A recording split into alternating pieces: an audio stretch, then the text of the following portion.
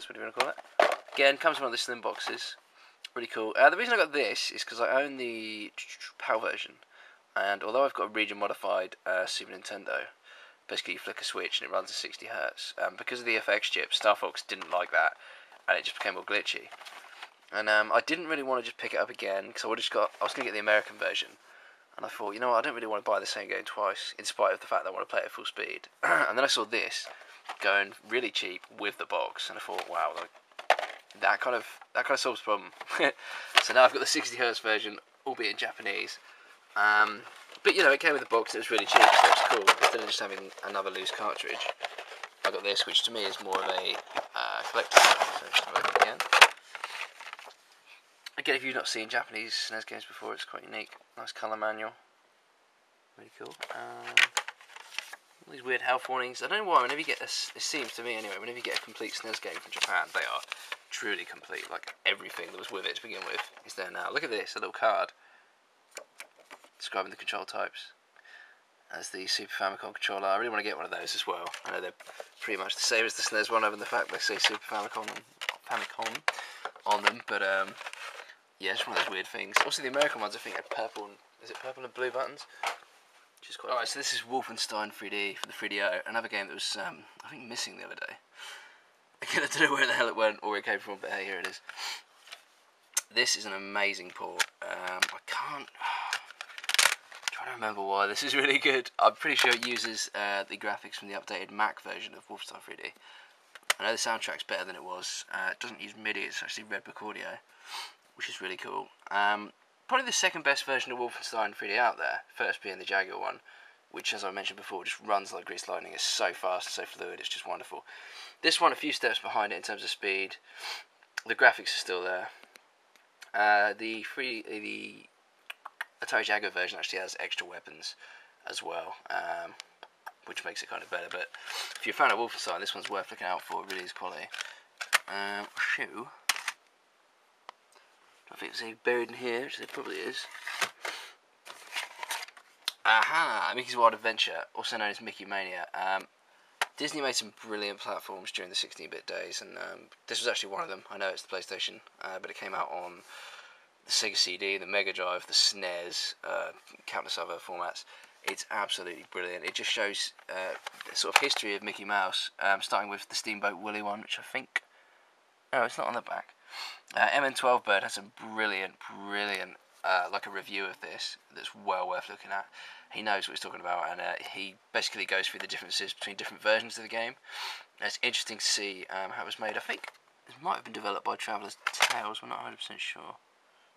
Probably wrong on that, but it's an absolutely brilliant game, and you can pick it up for nothing for the PlayStation 1. I don't think it came out in the States for some reason, on the PS1. It may have come out on the other consoles, but never made it across. Just a brilliant platformer. I'll probably post some footage of that, but like I say, if you watch my videos, you probably know who MN12 Bird is, and his review of that shows you everything you need to know. And everything you need to know is that game's brilliant. Let's have a look. A couple of other interesting ones here. Oops, broke the case. Viewpoint for the PS1. It's an isometric sort of 2D shooter. Can you call it 2D if it's isometric? I think you can. Really good, especially considering it's isometric, and those kind of games are a challenge for developers because they're just a nightmare to play. Like Spot Goes to Hollywood, if you've ever played that on the Saturn or the PS1, it looks so good, but you just can't coordinate because of the perspective, and it's such a bummer because it gives you that sort of pseudo 3D effect, and at the time that was really cool. This was originally a Neo Geo game, I think. PlayStation version's got a lot of got a lot of slowdown.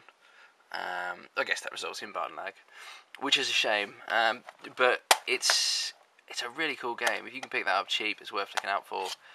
If you can't, I wouldn't recommend really buying the PlayStation version, unless you're really a massive collector and into Viewpoint, because the CD, the Neo Geo CD version is a lot better, as is the Neo Geo version.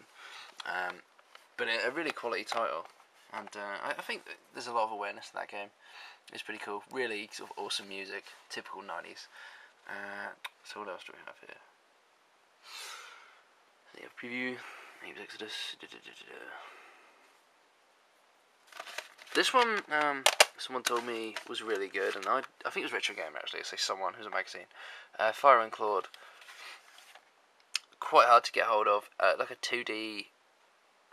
Actually, again, it's isometric, like a 2D isometric shooter, and it's got a good sense of humour about it. But the controls are so clunky, it just kind of, for me, ruined the experience. But I might try and play it again and put up some footage of it, because this strikes me as the kind of game that it's a hidden gem. You know it. The minute you turn it on, you know bits of it are broken. It's a bit clunky, but there's something in there, and I haven't yet sort of really got to grips with what that is.